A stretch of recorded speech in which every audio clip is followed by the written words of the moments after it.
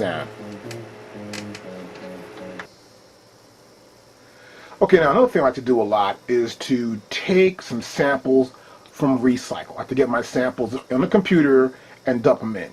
So I put a cable into my MPC5000.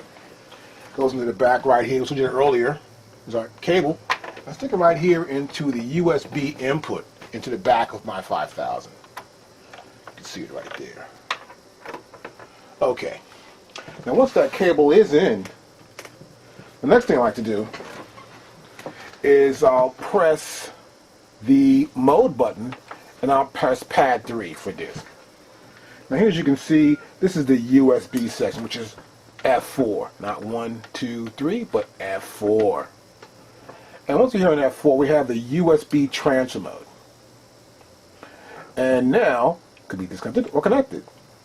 So you say here, to enable this mode, connect the USB cable and press mount. So my cable's already in. And next thing I'll do is I'll press mount, which is F6. USB transfer mode connected. That's pretty cool. Well, now we'll look on our computer. Okay, now once you see it on your computer, you're going to see this file. This little folder there. See that right there? That's my MPC folder right there. And that's my MPC 5000. And I can go to here. I can open it up. And I can see this is what's on my compact flash card. So see what's on that compact flash card right there. So you got to make sure the compact flash card in your MPC 5000. Okay? Because we're going to see if I date it back to there. I like to use a program called Recycle. It's a really cool program I like to use. It's really great for chopping up samples and putting them into your 5000. The MPC does a great job, but this is even better than using an MPC. You can see it in front of you. You can pull the samples up. So I've got my software here. I'm going to go here and open it up. And it's called Recycle here. And I'm going to pull it down here in the drop-down menu. And I'm going to go to Open.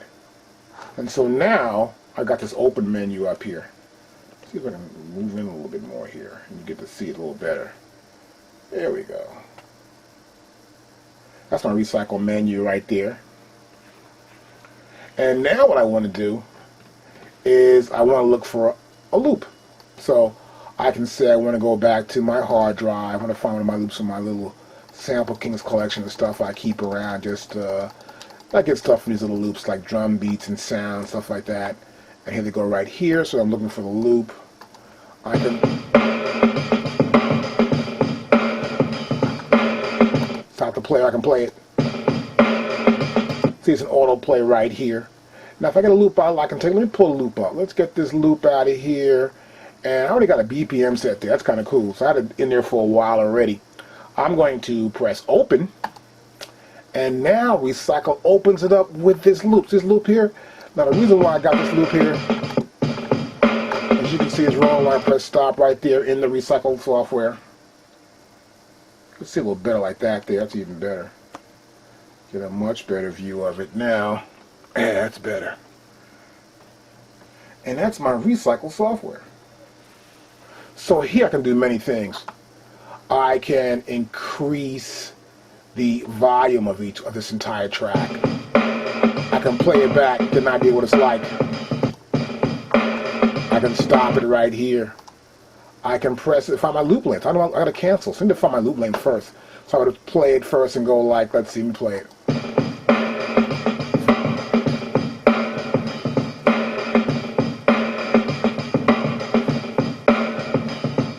It's 5, 6, 7, 8, 9, 10, 11, 12, 13. That's too long a loop. Now if I don't like it, I'd say, well, I want to find something else. So we'll go back here. We're going to open and look for something else we like. And we can look for other samples. So this is really cool software. Hey, that's pretty cool.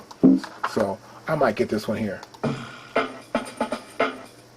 and we'll go open. I can switch back and forth between sounds. Yes, it takes to the first closest slice. So here I have both of them. See, I can open up several different sounds, chop them up, put them in here, and use them again. And so what I do here is I want to get the size of this loop, and I'll say that's a 1 bar loop. So here I'm going to go to here and say 1 and make it a 1 bar loop, and that's 1. Okay. So what I can do here is set my beginning and ending in these sample sizes. I can also add a attack, decay, sustain, release. See, once I hit my loop button here, I can increase my sensitivity, and what happens here, it slices it up. See that? We got little slices, but it makes all these slices in the little beat there. So now I've got slices. I can make it into 4 different slices, as you can see there. I can play a slice.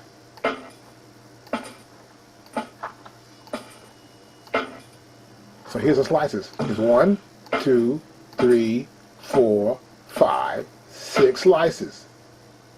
So I can slice it up. I can do stuff to increase the gain of this sample. I can make the sample louder.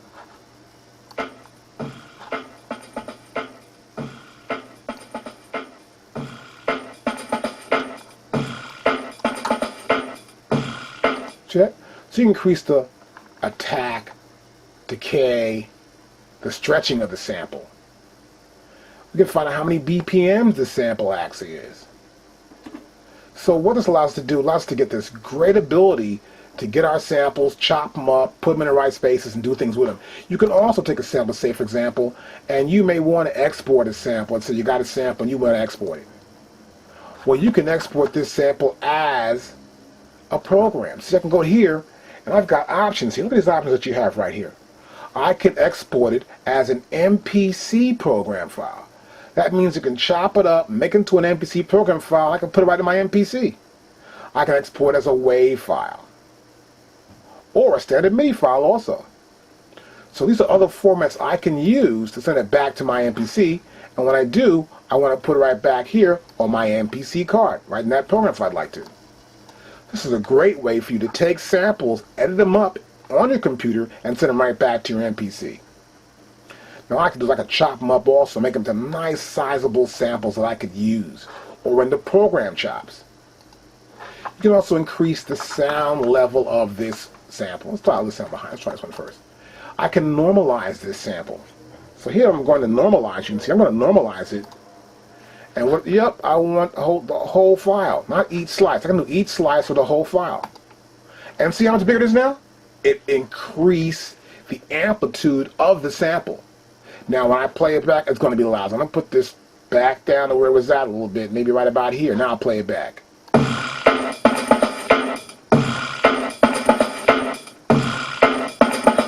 See? So you can take that nice little small sample you got, increase the amplitude. This is much better than using the MPC. You get to see it on your computer. You can do things with it. As you see, I saw attack, sustain, release. I can do stuff like decrease the attack.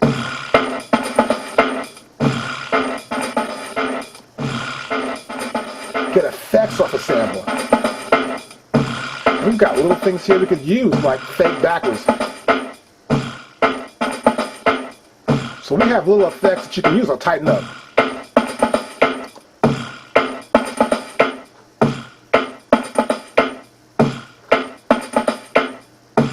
So we can use these effects on our recycle program and then export them right back. We can EQ.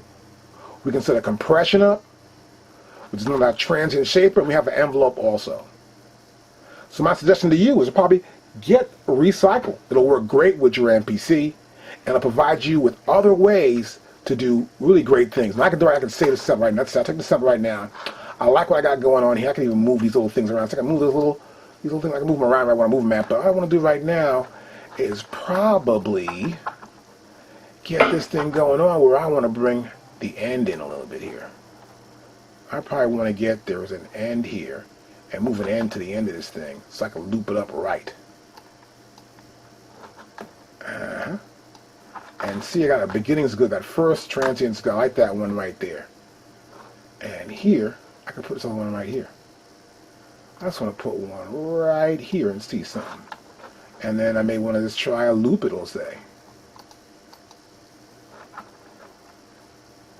And I can lock it in. So I can do things and move these around and make them hype and then cut them up too. I can cut them up and send them out as cut-ups. So it's important for you to get the program, watch it, see how it works. It'll help you a whole lot. It's a really great software. So, right now I can take these samples and export. Then when I export this sample back out, I can put it on my MPC. So I'll put it right here, just put it in the file. Save it there as a WAV file. And see, once the box comes up here, I want to be 44, 1, 16-bit depth, export MIDI. No need for exporting MIDI stuff to this. And export it. And now, that file will appear here. I'll pull it up now. This is my MPC card, see? And there it is right there. It's ready to go as a WAV file. That's one way of doing it. Let's close this one off. Don't save that. This one stays right here. I can also export it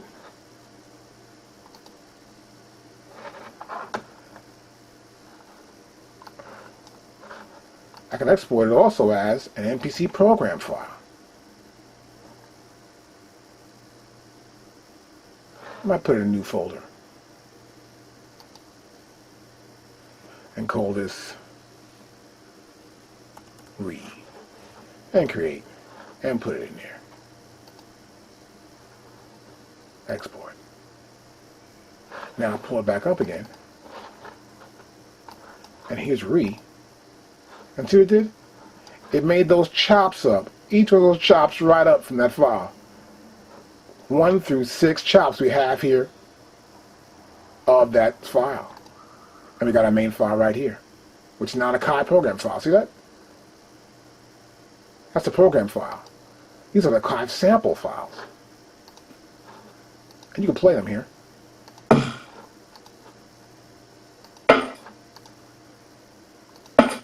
And I like to do this sometimes. I want to take a sample and find a really cool sample I could use. Just get that piece of a sample and max it with other samples. And make sure you can have little samples you get out these sounds and use them in your production. It's a lot of fun. So once that's done, I can go back to here, close that off, and I'll leave the recycle up. I'll just hide this for now. I'll have my MPC right here.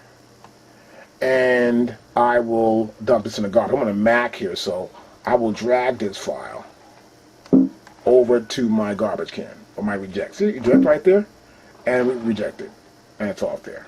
And now, it's on my MPC. Let's go back to our MPC right now.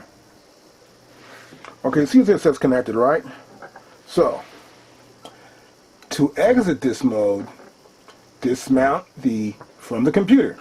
So now I'm going to go back here and get my USB cable off the back of it, unplug it. It's unplugged, see that? And now it said disconnected. Good. So it's unplugged from the back of the computer. That's a Mac, so I use a Mac. Then unplug. Yep. We unplugged it, we're disconnected, now we're ready to go. So we can go back here, we can press F2 to load, rather F1 to load. And we can go here to the compact flash card. And there's that folder I made. Is Re. There's the different beats there. See that? And you can see it right there in front of you. The WAV files. As they were. I can play them if I'd like to. So this is the way you can actually load files from your computer into your MPC5000 using Recycle, which is a great way to edit your samples, put them back in your MPC, and have a really great sound.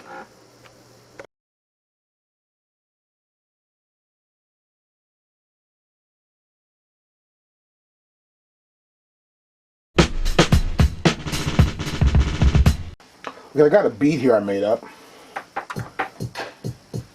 So, of course, I'm using a project What you want to do all the time is you want to save your project, particularly when you're working with, what I always do, is to make it an auto load. So when I do this, I'm going to save the project. I normally go back in and I'll press mode, and then I'll press pad number 3 for disk. And here we are on disk. And I press save here, which is F2, and now I can select my save. I select slave here on the save auto load. But the first thing you do is, what do you want to save? Now, when I'm doing a project, I want to save the entire memory, the entire contents. I may have samples in here I want to keep, samples I might not even want to keep, but I want to make sure what I have in here I can save. I may want to reuse it again, or at the end, I'll say, okay, I'll get what I want to get rid of, but I want to make an auto load while working on a project. So, save entire memory, then I'll go down to here to auto load. And then I'll say, do I want to save it? Dialog box comes up here and it says here, well, name the project. In this case, we'll just call it Project 1. I can replace same files if I want to, yes. Make a new folder, no. Then I would just press A for auto load.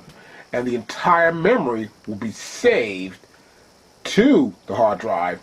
And then when I want to load it, I'll just press the load up in the beginning. No need to press on load. When it loads, turn the machine on, the project comes right back up. So before I do that, I like to always name my project. You can turn the dial here, of course, to name your project to whatever you want to name it. Of course, once you do that, you're good. You press enter, you're in, and you can save the project as auto load. And so you can press here, we'll press auto load, and pressing do it will save the entire memory to the auto load folder. So that when you turn the machine back on and auto load is activated, it will automatically load the project you're currently working on. Now, when we turn our machine back on, we'll start to load in the project. And once it goes through this loading process, it will load the auto load up. So you got to make sure that you have everything installed. And here, obviously, we have the installed CD drive, so we can actually load sounds from the CD. And we also have extra memory installed onto our MPC5000. Now, it's important. If you're going to be a professional and you want to keep the machine running, as you can see there, we have 192 megabytes. So we have full capacity for memory in here. I implore you to actually get the top amount of memory, the most memory you can get in here. It's a safe way to go. It gives a lot of memory to it. And if you want to sell the machine, it adds more value to it down the line. So it's a worthwhile cause to get more memory in your machine. And of course, with the latest version at this point, which is 1.02. Okay. Now, I can go back to my track again. I just loaded it right up there. And now, I can go back in here, let's say, mode, press pad. I can go to load, of course. And we can go to here, the cursor over. We got auto load, and we can load it up also from here. Do it. And we can say load, replay same files, no need to. Press do it. Now what that means is that if we have the same files already in the machine, then it will not replace them, causing to take more time to load up these sounds. What we really want to do is we want to load those sounds up so what's everyone here that might be in the same session will keep. So this way, we're loading up that file. So you can either auto load automatically, or what you can do is you can actually go in and then auto load. Now, once the file loads up, you're ready to go. So there's several ways of doing that. And we can go back here, we'll press main, and we'll go to 3 here, and 4, and now it's right there ready to go.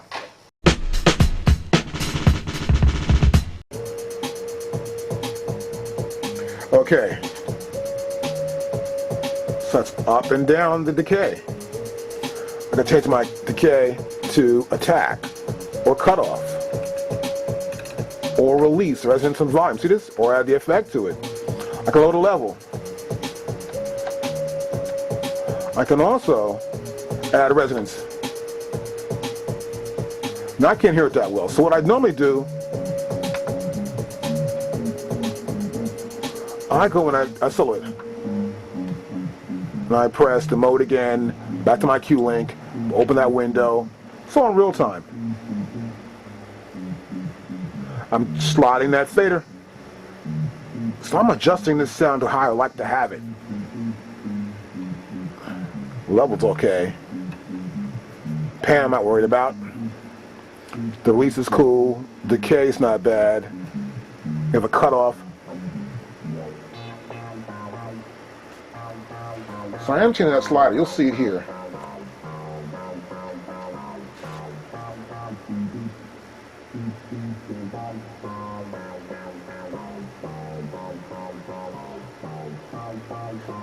Now I'll close the window.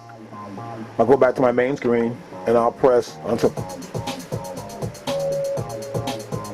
So we can adjust our sounds, not just by going into the amp section, but using our QLink now to adjust those sounds. This can happen for any sound, even for a drum sound you can do this. Any sound you have, it's for that particular program. I'll press stop here. Same thing also to a drum sound. Now this is how I do little tricks on my drum sounds. I have to keep my drum sounds, you know, busy in a sense, but using the same sound in different ways sometimes. It's kind of cool trick to do. What I normally do here is let's just zoom in a little bit more here so you can see the screen. Let's see if you get a good view of it at least here. Oh, that's too far. Let's get back up a little bit. I think that's better. Well, now I'm making sure I'm on the right track, so I'm going to select the right track I want to go to now. And I know my drums are right here in this track here. Now I can press my mode and go to QLink again, and then I want to move it. I want to use Q number 1. Move my cursor to 1, open my window button, press window, we're open, we're in this particular sound. And right now we're in the drums. And I can do stuff like turn this back. I can tune the drums if I want to, but I already tuned them where I like them already. I may want to do some sort of level trick or something. You never know. So I'm going to find out what's going on with this sound.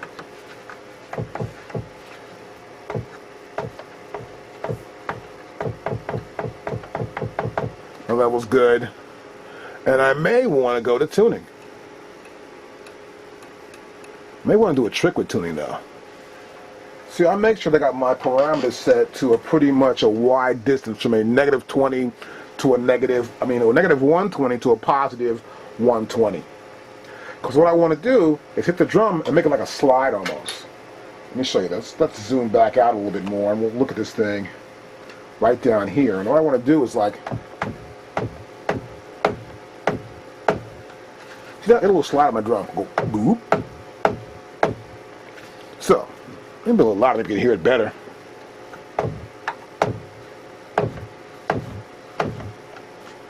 That's pretty cool. Now, I can go back to my pattern. I may want to overdub this. So, I go back to here, and I'm on this particular track right here. And I want to play it first.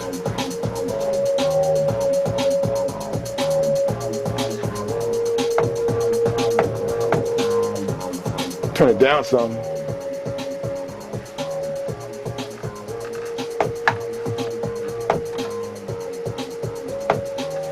Now solo it.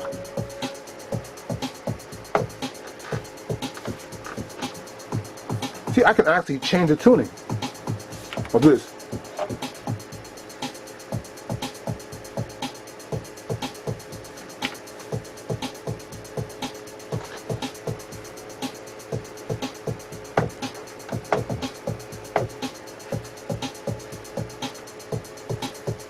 This is actually in real time I'm doing this. See that? And I can go back into my QLink, of course, and I can just go back to QLink. Okay, so now you saw that I was in real time, right? That was real time. So whenever I changed this little setting here, it kept flipping back and forth.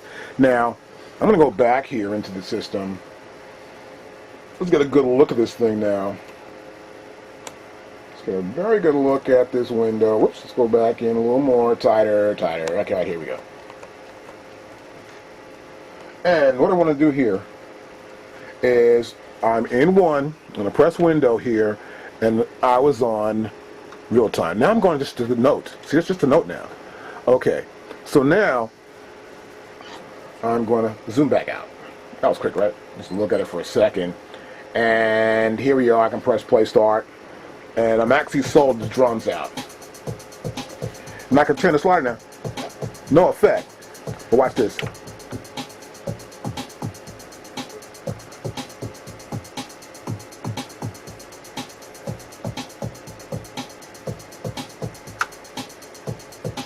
That pitch I like. I can undo this, watch this. Nothing happens. But I can hit the note.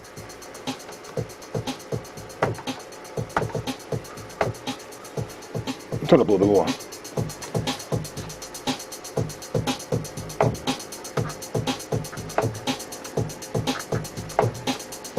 So I'm hitting and sliding at the same time.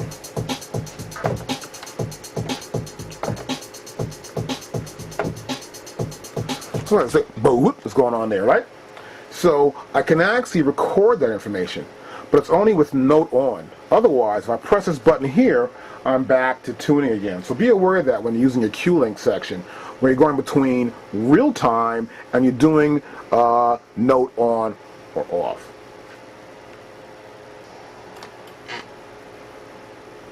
Okay, so now I'm going to play it and put it in the sequence.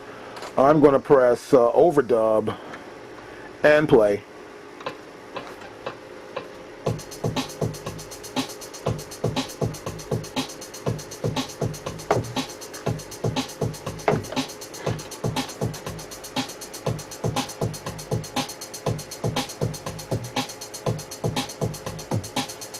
Let's see what boo and it boo. It goes up and down. See that?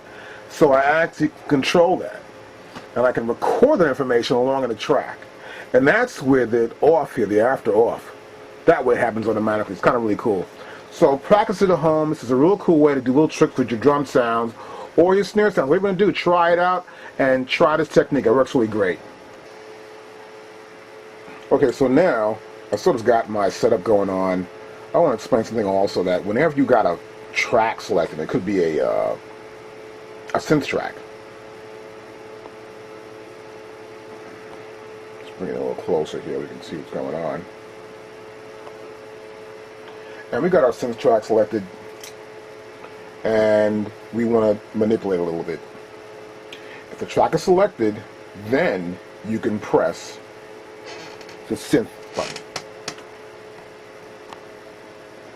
It's right over here. And once you press the synth button, we can see the tracks that we got. Let's get it a little better. Let's get it this one a little better like that. Just want to make sure you can see this. There we go. And this corresponds, of course, to our QLink section. So I've already got it soloed.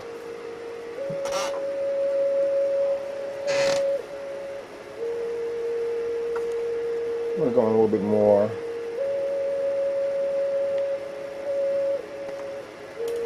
So I can change and manipulate the sound here. Here for our basic setting there, we can press F2 and control our voltage control amplification, rather voltage control oscillation of 1, 2, and 3. And that can be done with our Q9 at the top.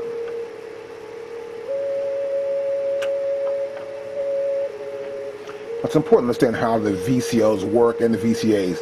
You got to manipulate the sound to get some idea. You might prefer to use a voltage amplification sometimes. It's trying to attack, decay, sustain, and release. See? So I got a stronger attack. I just used Q1 to give me a stronger attack. This corresponds to ADSR, which is attack, decay, sustain, release. Also can pan that sound.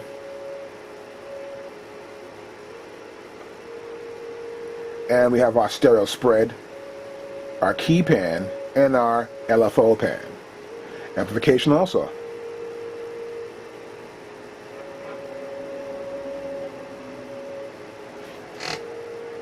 So it's important to understand that when you do pick a sound, you like it, so that's good. I can go back to my main screen, then I can pick my next sound. So I've got these things sold, obviously. But when I press synth again, I'm right here in my synth sound. This way you can actually edit the sounds much easier. Just like that sound, press your synth button, go back and edit that sound.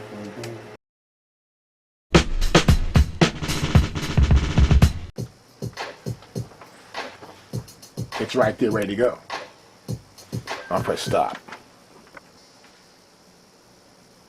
because I have this beat going on right here. Turn up some. Little reverb there on the snare drum. But first I'd like to do some sampling. I want a bit of sample that's going to fit this track. Now a lot of times I pull some sort of sample beat in and use it in several different techniques.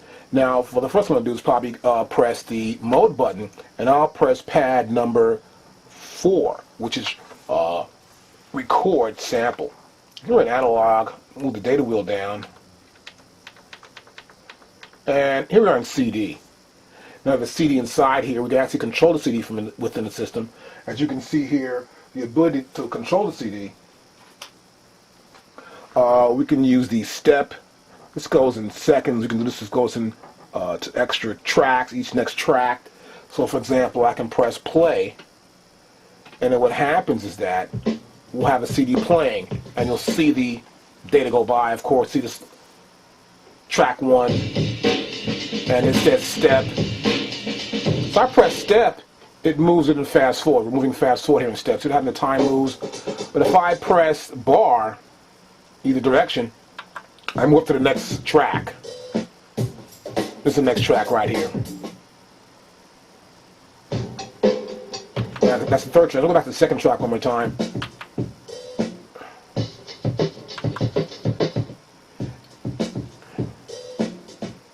And we want to make sure our levels are correct. And I can press stop. Now we stopped it. Now as you can see, the levels get pretty loud there, of course, and you really can't control the levels. So you got to be aware of that when you're sampling with the CD. You got to make sure levels aren't too loud. You're not going way all that loud, and sometimes you might be going a little lower. But be aware how you can't control. What you need to do is make sure your threshold levels is to a proper level here. We're going to reduce that down to about, I like to get maybe about 55 is good for me. 56 right here is pretty good. And then I'll take my sample, of course, so I can go back in here and I can just press play. Place where it was at. Record. And see, that stopped. So you want to go back to retry. I'm not going to keep it. So you got to make sure when you're doing this, of course, that you're checking out to make sure you have enough memory. And what happens once it stops recording also. So you got minutes and seconds. Well, actually, I won't need more than maybe, I'll need less than that, but for now, I'll keep it down to that because we can always stop it in the middle of it. And we can go back to the top of this track. And now we're going back to the top of 2. So this is 2. That's the first track there, the first one. Here's the second one.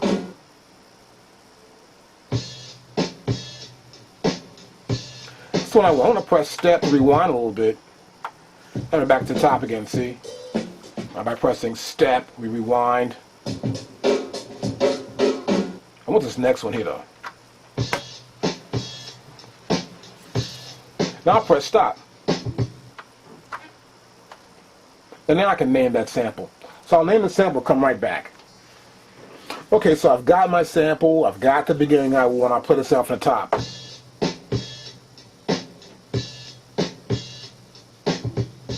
So what I did here was that first I trim. I don't press trim again. Here I'm in trim. I move my cursor up, of course, and if you saw my other videos, the first 2 videos, you understand we got to the beginning and the end. Now what I want to do is use this sample along with that beat, which is this beat here. So what you can do, and what I'm going to do here, we'll pan back a little bit. And what I'm doing right here now is that I have the ability to play the sample and listen to the beat. Now you see they're not in time, obviously. But I know from listening to this beat, it'll work with this track in a certain way. But I want to make sure it fits the tempo. In order to do that, we need to chop it up. So here we're going to press chop. And what we do, I don't want equal chops. We're going to make sure it's going to be in.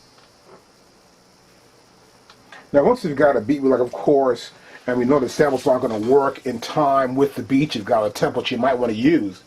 What I normally do is I'll press chop, and I'll try to chop the beat up. Let's cancel that right now. But the first thing I'm going to do is I want to edit. I'll press edit, and I want to pretty much get the right sample. Now, in this one called discard, it's going to get rid of the ends and keep what's in the middle. Let me just cancel this. That means this will be kept. I'm going to get rid of this and this. That's a cool way to do it.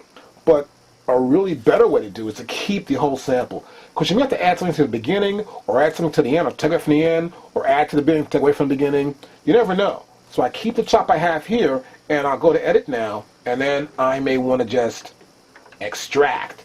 This way, I take the new sample out, keep the original sample.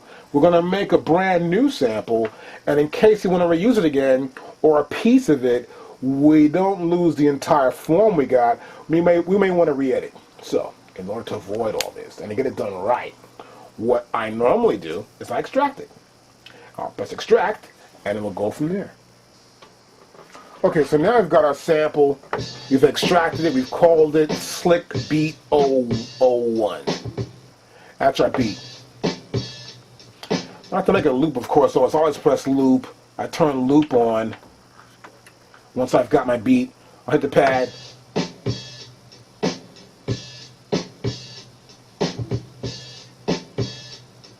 So I know it's going to loop.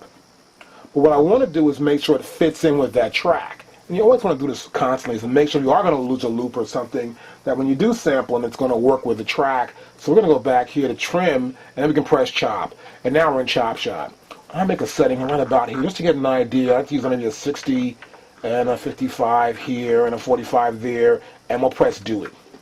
Now what we'll do is we'll chop it up into sections, and you'll see here the first section. I don't want that, of course. And as you saw in the other part of my video, we try to make sure each section is valid, a piece that we want to use, and we chop it up properly. Here we have too many chops, obviously. So I'll just cancel that, of course, and then we can go to chop shot again, see, and pick the right setting you want to have. Now once you get the proper setting you like, as you saw earlier in my other video, we want to create this sample into a patch phrase. Now once that's done, I already got that patch phrase set up right here. If you want to know how to do a patch phrase, watch our videos part 1 and part 2. Got my patch phrase here. And the secret is always to know the tempo or the speed, the tempo of the sample you're using first. Once you understand that, you can make a great patch phrase. Now, so you got the patch phrase, you put it into a program. So you press the mode button, and then I normally go, let's say, to a program, which is pad number 6, and I create a new program. In this case, I already had a new program lined up, and I think it's my latest program here.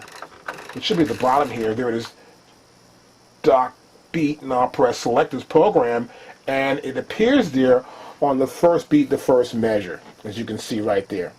Now I tend to always make it into a mono sample. Now I keep hitting it, it starts from the top again, start from the top, start from the top, start from the top. Now, and it plays on from that point also. Now, go down to here, and we're going to go to the poly. Now I play poly, it plays over and over again, we don't want that.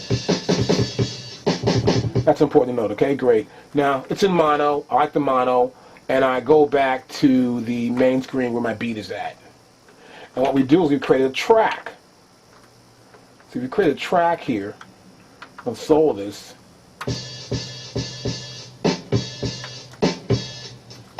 So we don't want that. We're going to make sure we got the right sounds here, which should be the right one. And this should be our Stone Basic. Now, Stone Basic comes with the machine. I'm using this so you can get an idea of what's going on. You can take some of the sounds to actually give you. In this case, I'm doing that, and I'm sort of keeping this little effect going on this track with that snare.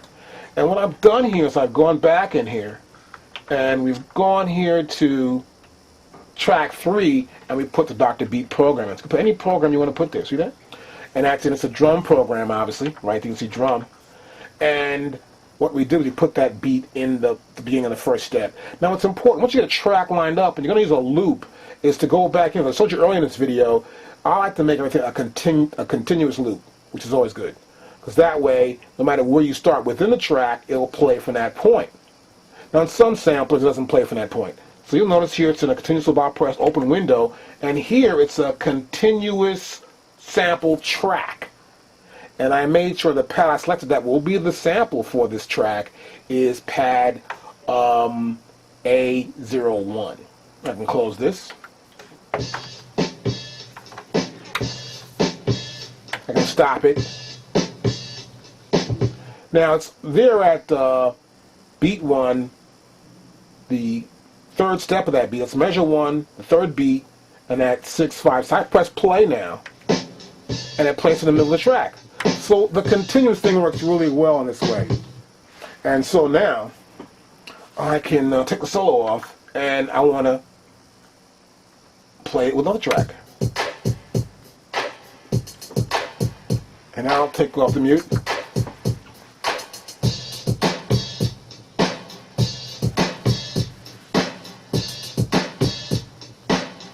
So what we're doing here is we're trying to make sure that we can play this in time with the track itself.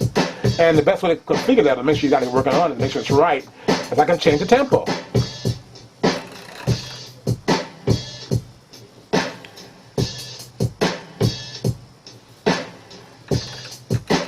Now sometimes it gets slow, it doesn't work that well.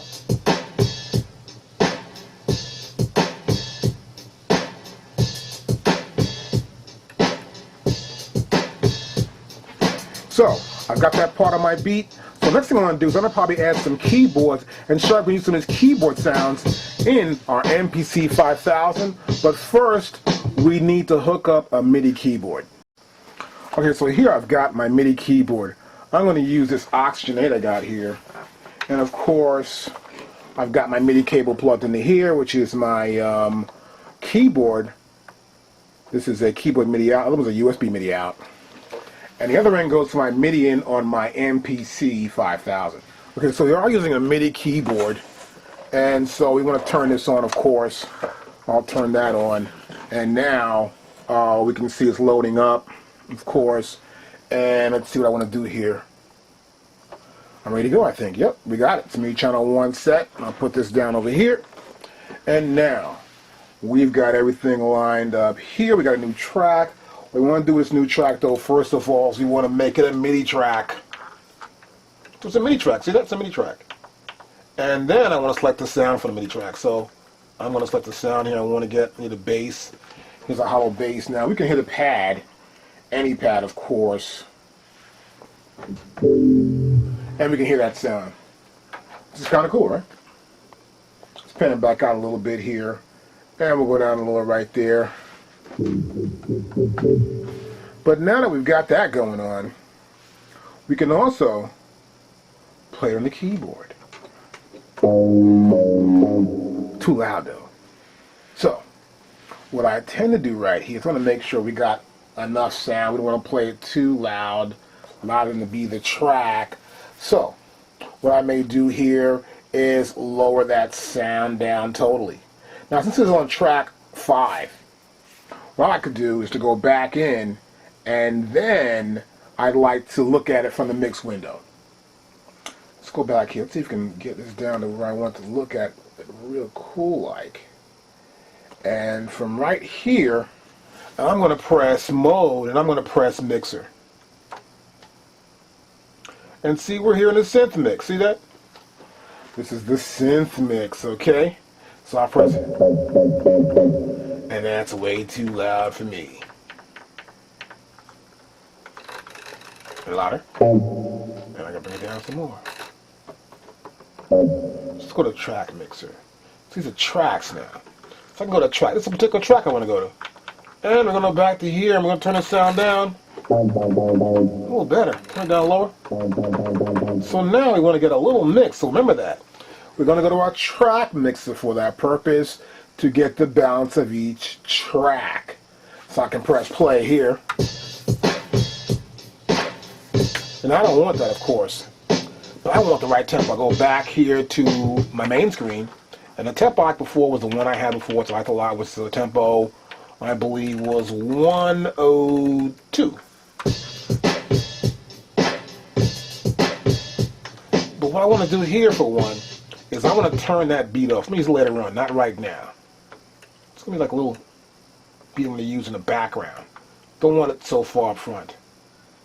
So what I'll do right here, just press mute, and I'll play the beat. I can go back to track number 5. Now once you get to mix the drum sounds, you want to mix that the levels you like them at, and you got your keyboard at the right sound. You say, well, the keyboard looks pretty good. I like the way the keyboard sounds. We got a good level now. Well, then you just want to press your play start here and figure a bass line out. Now sometimes when playing a MIDI keyboard, I like to hit the pitch low, so I'll go and hit a low for my bass.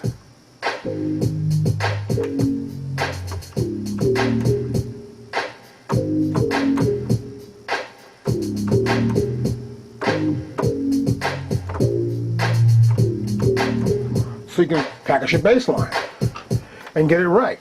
Then once you get the right bass line, you make sure your track levels are correct, and we'll continue from there. Okay, so we got our track here, and of course we made it into a MIDI track, obviously. Now one thing I can do also, I got a little bass line going here now.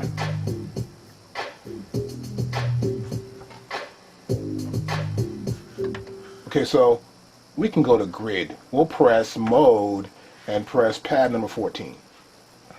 Now here in grid, we can see everything that's going on that's been recorded to the sequence in grid mode.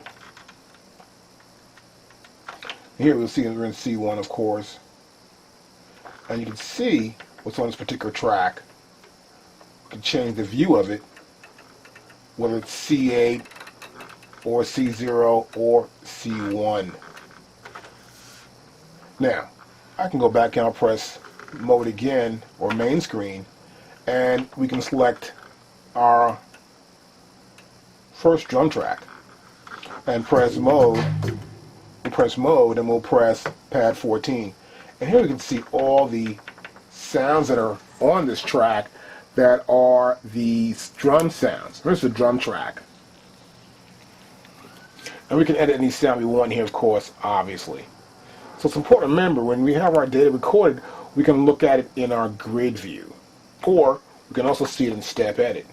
We can press mode and go to step edit here, and we'll see everything in step edit. We can also change the track. We'll say, okay, we want to do a different track. We'll hold down the track button. And here, we can select any track we want to select. Like it's like track 5.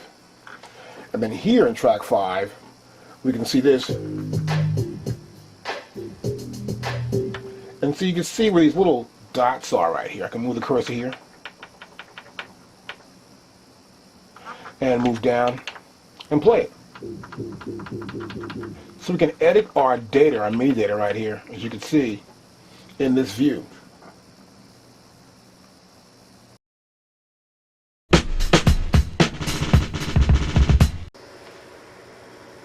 Now, one technique I like to use a lot when I'm actually making up a track. I got a track that I just started doing recently. Turn up a little more. So here is one sound. That's the 808 sound. My hi-hats. I like to go to a mode, and then I select program. I hit the sound I've got there, and I will add another sound to the layer. Let's look at this program window. Oh, you can see from here, this is the window. I'll play the track. I press play. So obviously the window stays still until once I press main screen, then I'll see the sequence again. So I may want to test different sounds. So what I'm trying to do right here, I may pick another sound, the kick drum or something else I want to put here, and get an idea how that sound will sound. So I've added another sound to it. I can also pitch this sound up also more, or change the level of this sound compared to that sound. For example, here, so it's a deeper sound. Now I want to combine the two sounds.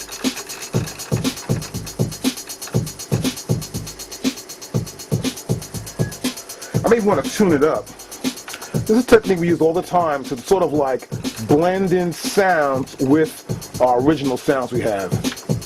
Now watch this.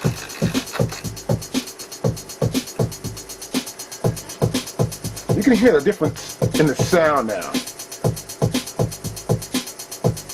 So whenever you're making up a beat, it's important. This is what a real cool technique I use all the time. You really can't tell what my samples are. I will combine 2 different snare drums or 2 different kick drums. Now if I stop here. Now when I hit this pad that corresponds to that, which obviously it says here is A01, hit that pad, we're hearing both these sounds. Now I've pitched the other sound up to about 33, right? See that? So I pitched up from where it was very dark. And of course from poly, there's no mute group going on here. And this is great. And I can also sometimes, I can also add the filter in. I can, of course, the pad right there. And you can see right here, we can add the filter mainly only to that particular sound. But we can, if you find where the other sound is at and find out where it's at in the program, the other sound, whatever pad that's actually on, we can filter that sound also. Just go to it. But in this case, it only shows in the filter LFO here the first part of that layer. I'm going to sample again. I'm only going to see this sound here. The kick AOH4. Now, I'm going to change this sound a little bit more. I can go to see the high pass takes some out of that one, see? And it affects both those sounds. See that?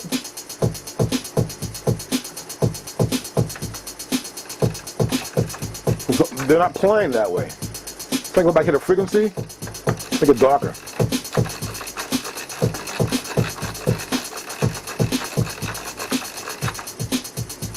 Now, we only hear the other bass drum now. Notice that? We hear the first bass drum. So we can adjust the frequency level with it. The resonance, the attenuation. We have the waveform here that we can change. So we can change along with the sound. I tend to want to do this a lot, but I just want to get the right kind of sound, the blend between the kick and the snare drum. Let's go back to sample again. I can press, now I hit the snare drum right here, see that? Now the snare appears there, see that? And I can combine snares too also at the same time. This is a really cool technique. This allows you to develop your own sound, some sounds you have. Never try to use one sound. That's sort of like old school kind of like. You can't, not one sound's going to cover it. You got to blend your sounds together to get a really fat sound. For example, here's a clap. I can put a clap with it. I can lower that clap.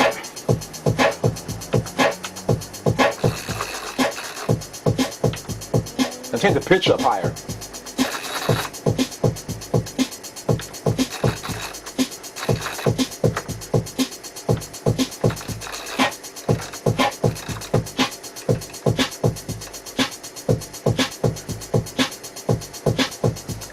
Now if it doesn't work for you, all you gotta do, you can go to here, you press 0, enter, we're back to normal there. We can pick another sound. So I try to find the right sound that matches or gives the flavor that I want to have for that particular track. And that's why we sort of like to blend sounds a lot. It helps us a lot so we can get that real sound you want to get. Now here I'm just looking for another sound to put in here so we can have something that will be decent at least. This is also from the Stone Basics. As you can see, I'm just looking for a sound to combine with it maybe. Something I might want to use.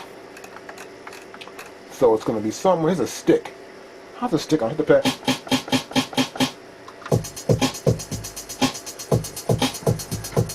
I like that.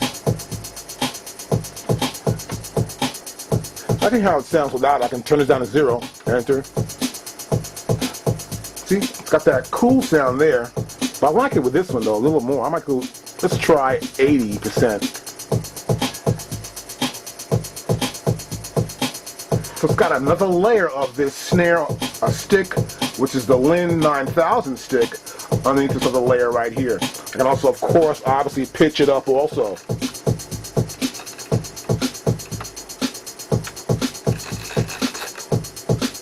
See, it sounds like it's gone. So, if that happens, try to fine tune. That was coarse.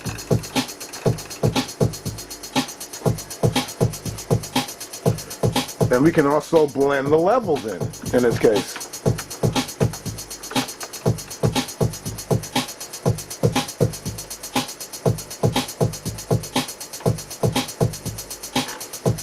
So now we've got these two sounds that sound way different than they did before. But when you record these sounds, make sure they have the exact same outputs. Make sure you know where they're coming from. Find the sound, make sure the outputs are together, and combine them. Sometimes I might even record this on one track, that on another track, to make sure the blend can be perfect in the mix. So it's important blending sounds, get the right combination. If you like it a lot, then I just normally keep them together, record them on the same track in my session. What I want to do here is I want to set up a MIDI track. Now I'll do this right now. MIDI cable's already in, as you saw before. I'll turn this track into a MIDI track, and I'll select the sound here. Here we go, got a sound. Now, let me pan back a little bit here, and we'll get some idea of what I'm going to do here.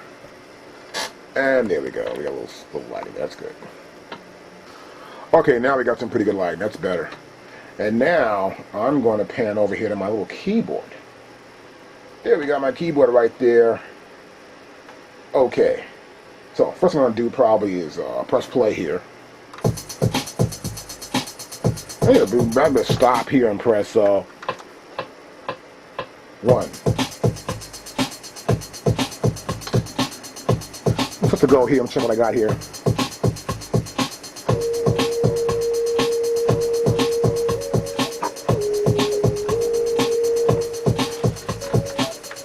So I think that's too short. So what I'm going to do right here is make it a little bit longer, and I'm going to put that little melody in. Okay, now, when I make it a little bit longer, so what I probably want to do here is move the cursor which has bars, and maybe turn the data wheel. That's the current length. So that's not going to work. Don't like that. So I'll close this out. What you want to do actually is press mode, and we want to press edit. So I think I'll press sequence edit. Mode, sequence edit. Okay, now I'm in here.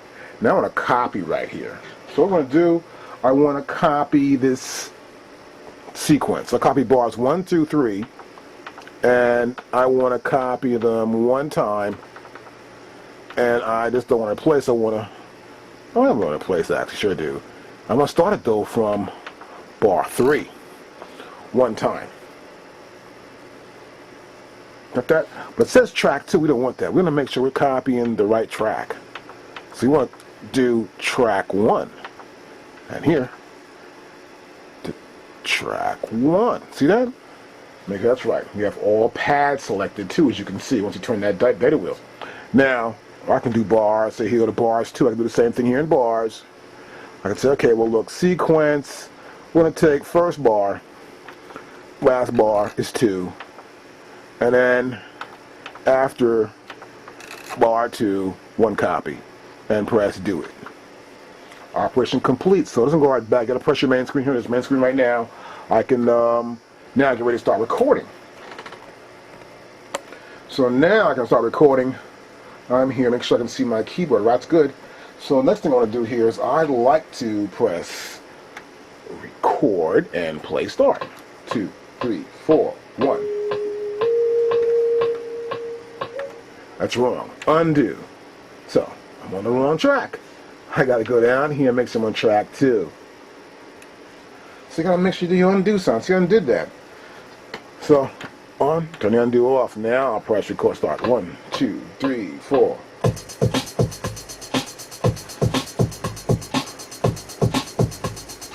1, 2, 3, 4.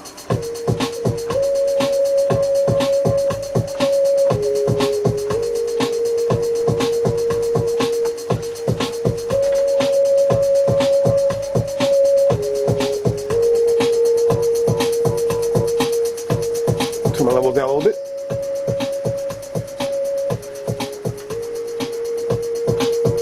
Turn this off.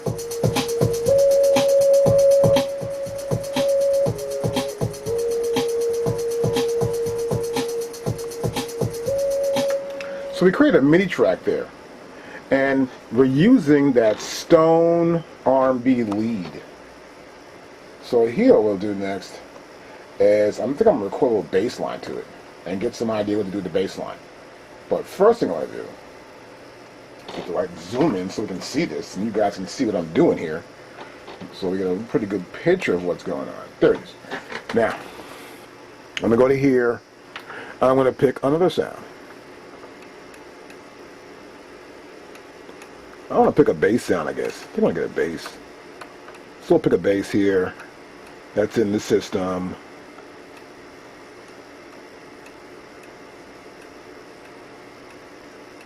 Here we go. Got a bass right now. I'll press the keyboard a little lower octavely.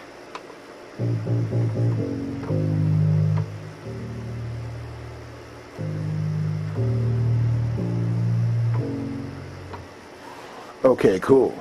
So now we got something to go on. I'm going to make sure though that we're in MIDI. I'm record a bass line neck. Okay, so I've recorded my bass line in.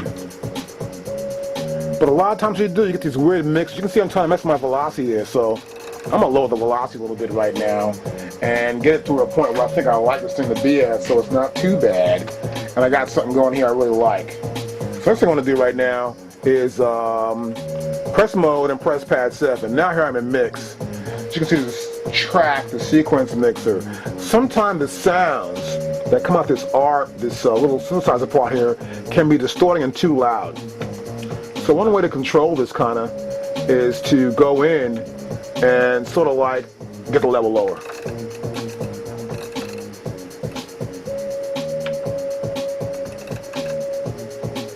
Now if I got different levels, I'll press mode and press.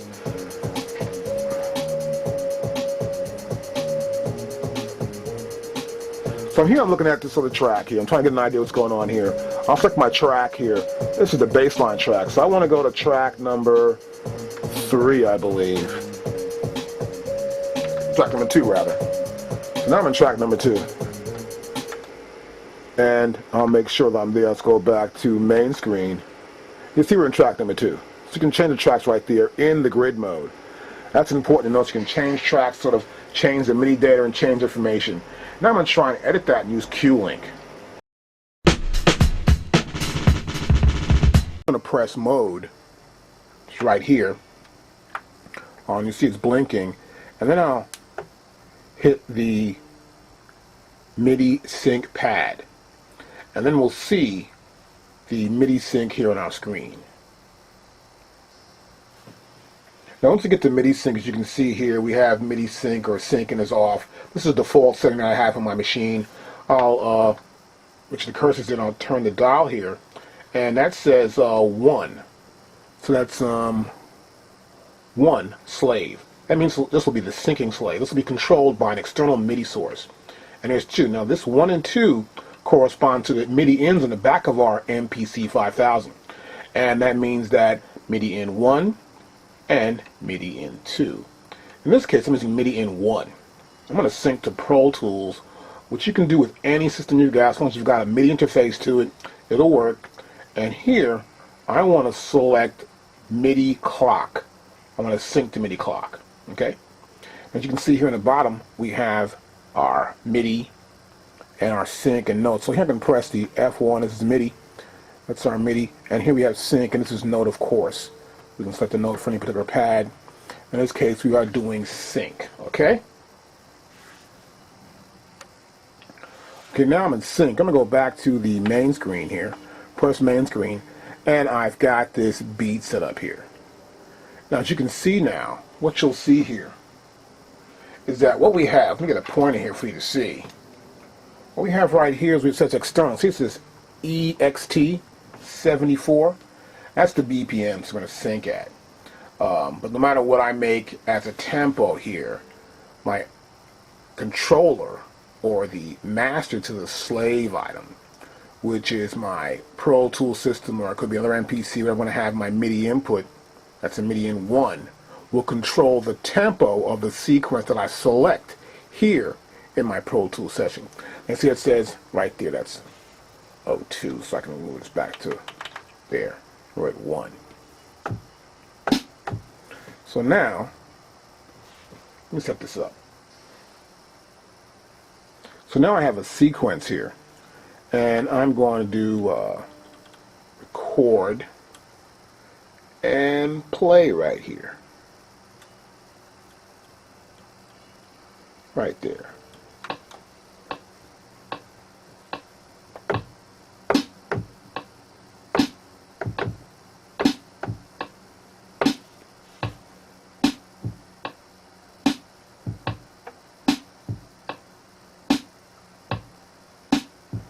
It's about right.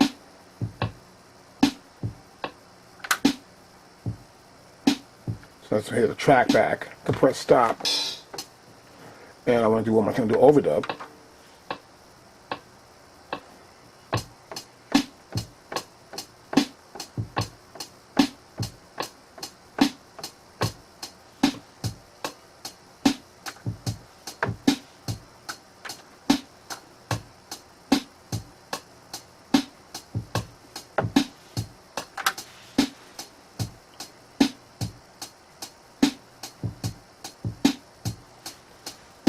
Okay, so I've got the beat. I'm set up now with an external control, and I got my MIDI cable in. Next thing I'm going to do, I'm going to set up my Pro Tools session. The first thing I want to do right now is I'd like to set up this MIDI sync between my MPC5000 and my Pro Tools system here. This will work with Logic, it'll work with Sonar, Digital Performer, same difference. This is all the same setup. Now here, for example, I'm going to go here where it says Setup, and the first thing I'm going to choose here, it says MIDI Studio. I'll go to MIDI Studio, and these devices come up. Now I've already set this up here. As you can see, there's a link here between this, which is an MPC5000, it says right there. And this right here, so you can see it better. And here's an MBox 2 that I use, right? So we have the MIDI out. See the little arrow going out, and this is the middle arrow here. This little arrow triangle right here is going in. That's not in connection. Okay? Now it says it's 2000. What I want to do, I'll click on here, and the only choices I have on this setup is 2000. But watch this. I'm going to go here and call my device what it really is, which is a 5000. And since there's no model number, preset model number here in these parameters, what I'll do is I'll say, okay, I'm going to go here and call it a 5000. And I'll put down apply. And now as you can see right here, this says a 5000. Now I'm already set up here for my transmitting.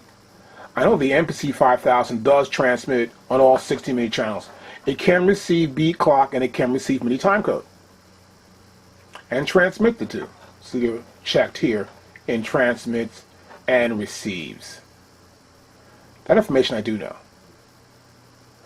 And it's already been applied, so right now, excuse me, I'll go to here, and we see it's right here in my MIDI devices. Now this works by just adding, I can just add a device. So I want to add another machine, I can say here, I'll add a device here. I click here, I can select the device I want to add. See, I know manufacturers, I could say, I may have another Kai here. And I also have an XL actually. I could put that there. I could say, well, yeah, I know it transmits all this stuff. This I know for sure. But in this case, I think I'll just leave it as 1. I'm not going to send much information except through MIDI channel 1 from that machine. I could put down apply, and right there we have a 2000. See that? And if I want to make a connection, I can make that connection between the two. See that connection? There we go. Or I can break the connection too. See that? That's how it works. But in this case, I don't need this device. So I'll close this off. And I want to remove that device. The only device I'm using is right here. So now I'll close this window. Next, what I want to do is I want to set up for this MIDI syncing. Now how this works is I'm going to go right here to my Pro Tools setup. I'm going to go into here, it says MIDI beat clock. I'll click on MIDI beat clock. And now it says 5000. So it's enable MIDI beat clock. That means that Pro Tools is ready to send it out. And I'll say we're going to send it to this item here. We want to send it to this particular machine. We're sending beat clock there. I'll press OK. And now, with the ability to do that. Well, before I get started, I've created these 2 tracks right here. There's one. Here's the track right here. And these 2 tracks represent the inputs. My input in to the system, as you can see here, right? And I have record going here, so I can press play on my drum machine. You always want to check your levels.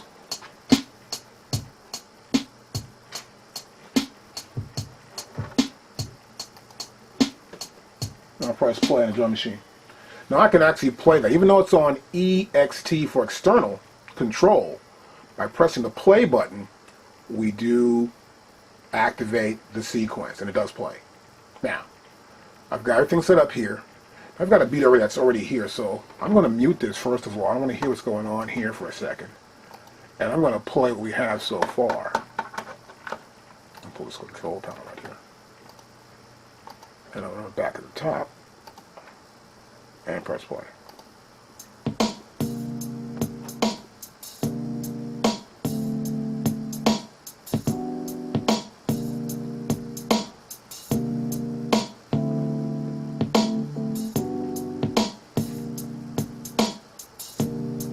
Okay, I'll press stop now. And what I want to do is I want everything in sync. Now I already know this is 74 BPM. I'm going to press, this is a group here, so I'll press this one mute button and they all mute. I'll press play again from the top.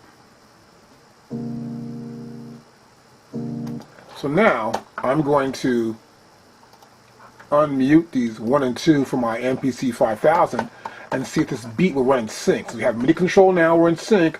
We're going to make sure to run in sync. And we are starting from the beginning.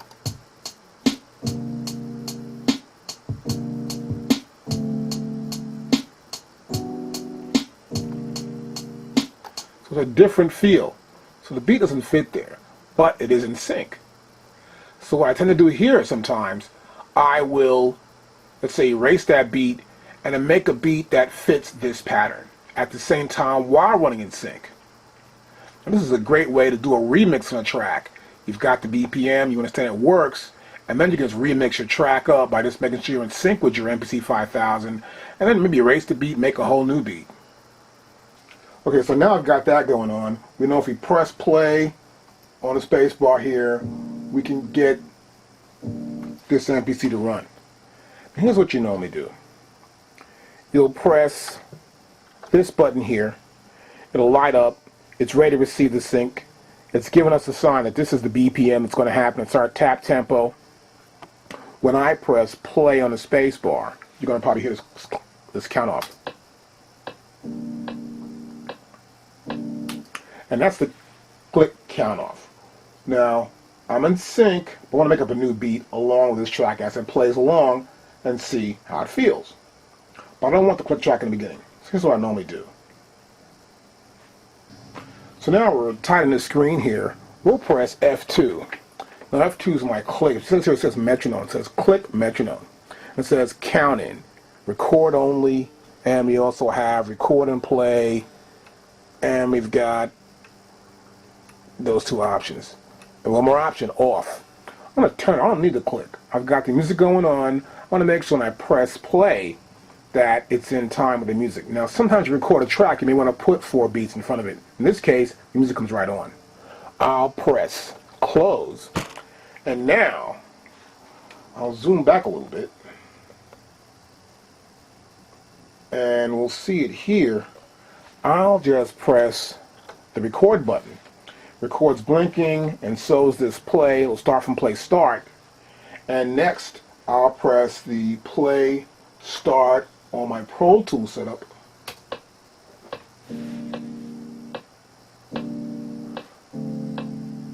To see what's going on there. Now there was no count off. Now here's how you can tell. Watch this. I'll zoom back in. It's just playing the metronome during the beat. So that way I'll know that I'm hitting my parts on time with the sequence. So to make sure we're in here, now you can see this here now. Now what I'm going to do now is I'm going to press the record function again. You see it says there's 0. Now I press play. It says the now. It says 001 period 01.000. I'll press play from the top and see we're recording now.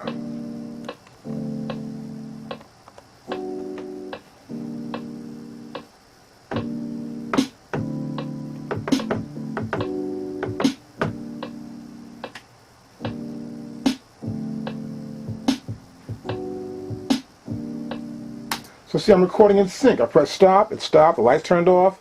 So we can actually remix, turn the drums off, and play back in sync with our track.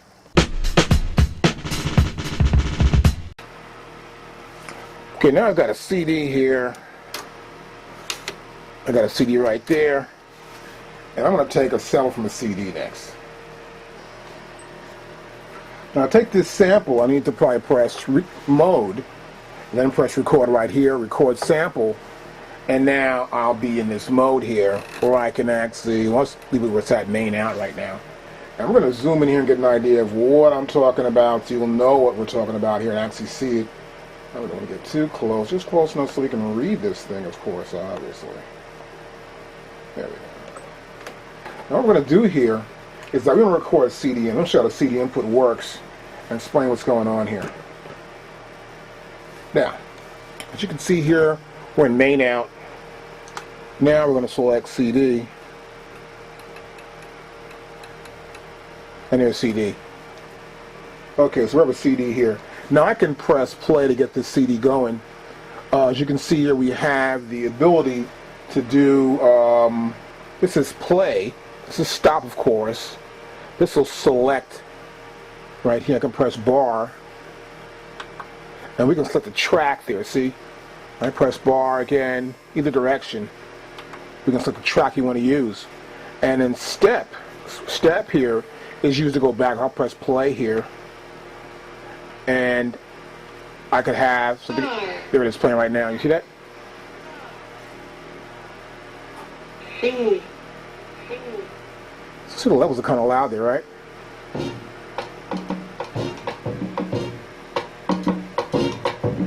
Now, one thing about recording into the MPC5000 and you got a CD, you can't control the level whatsoever. There's no way. You can't use this input monitor to control any level going in. You can control the output, obviously, that you're going to hear back, but the in is a digital in, so we don't have any control, which I don't like. I like to have some control at some point if it's too loud. So right now I can press this bar and go back to the top again. I'll press stop first, and then I'm back to the top again here. And see, it's right there. And I'll press space, this step, and step took me back to 0 right there. See that? That's how it works. Now I'm going to take a little long sample in here. I'm going to show you how continuous sampling, when it's putting it up in a sequence, works with our MPC5000. It works a lot better now. This is the new version. This is the 0.2 version of the software. So now, I'll take the sample. I'll press play. See, right there. Turn this down a little bit. Now I'll press record. I'll get the sample to be about maybe 4 bars long.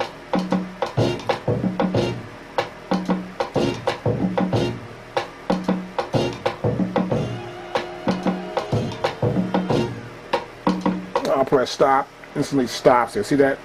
Of course, I'll name my sample, and we'll take it from there. Okay, so I've got my sample. I put it in the program, and it's in programs. You can see this is program 001, which is right here, of course. Well, what I want to do now is I want to make a continuous sample. The sample's kind of long, so it's a 4-bar sample, but I want to make sure when I play and I stop the track, if I want to start from someplace like in the middle of the track, the sample will play along with it. Here's how we do that. We're setting the track, right? The cursor's here on track, and I'll press this button here. Now, to have a continuous sample track, that means that one track will be a continuous sample. When I put in the sequence, I don't have to do much more than play the sequence, but it'll play at any part of the sequence. If I want to start the sequence from bar 2, I can start from the sample, continue playing. In the old days, it didn't do that. So here now, I'll move the cursor down to here, and I'll turn this to on. And now I pick the pad. And that's pad A01. Stop. So I press close. And now I know that pad 01, where I hit that at, it's going to be on track 1. That pad, when I hit it, will be a continuous sample for that pad. So now I'm going to put that pad in. So I'm going to press mode, and I want to go to grid. So that pad is here. Except I want to start from the beginning of the track. I want to start from right there. Now to place that note there in grid mode, what I got to do here is I got to press down this button right there. See that? And now I'm in record. Now what happens here is that once I'm in there and I'm in record, you'll notice here that I just got to hit the pad. And see, now it's a little white out there. See? I hit the pad, I placed that note there. It's like a step edit we can do right here in our MPC5000. You got that? So let me go back here now. So you can see the little notes there. And let's go back. I was in grid mode right there for a second. And now that's in there, I'll press the play. But first I want to notice one thing. I'm going to press main screen.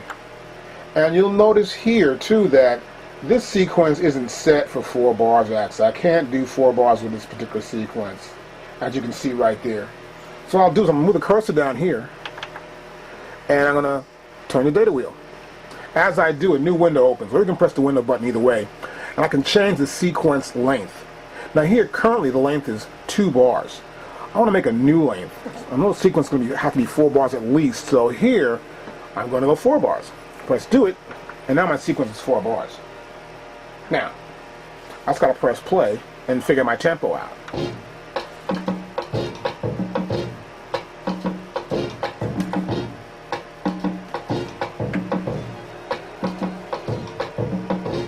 It's a little rushed in there, so I'll turn my tempo till I get it right.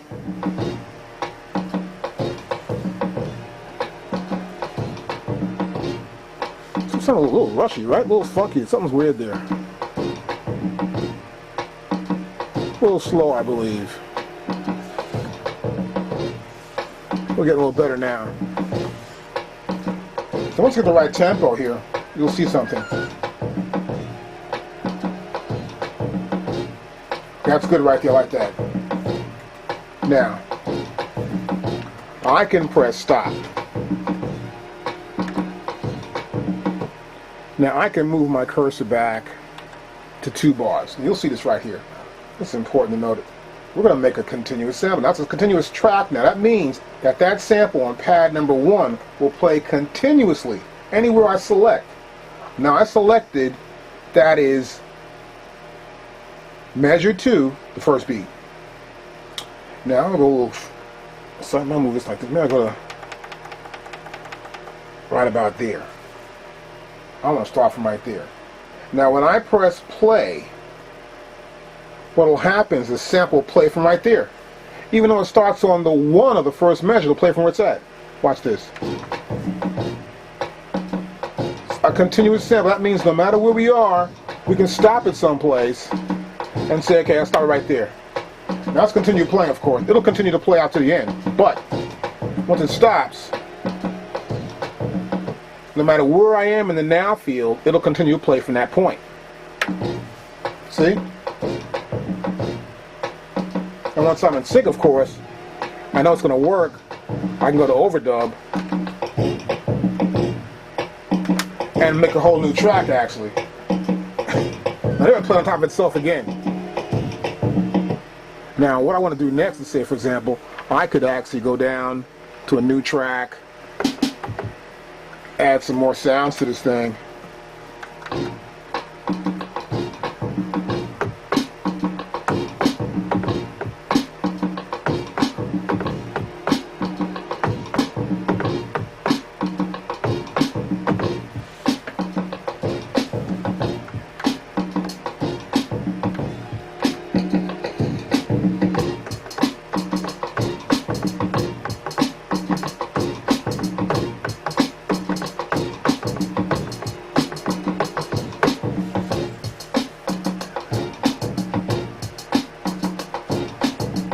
So we can add stuff on top. Of course, it's very simple.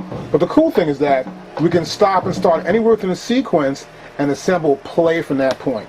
It's important to notice a new feature, and you need to know this when actually you're making the tracks up, because sometimes you want to say, I want to hear back from the middle. If you got a long sample and you're putting the beat to it, you're going to at least go somewhere in that track and say, well, that beat didn't sound too good from a certain point. Well, I'll take it from right. Let's say, let me move this cursor up here. We'll take it from the 3rd beat, from the 3rd measure. So you can listen back, say, it doesn't work at that section. And you can also, of course, always press your erase. You may want to erase it off here. I may want to erase my little snare there. I don't want to do that, of course. So now I'm erasing it off.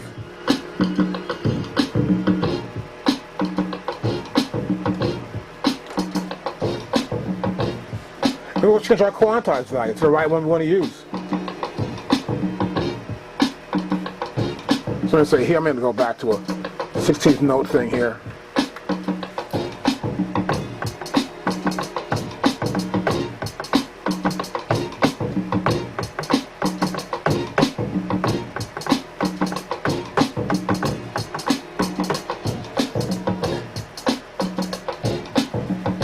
Now it's playing back the way I wanted to play back. And I can stop anywhere. Right there, I say.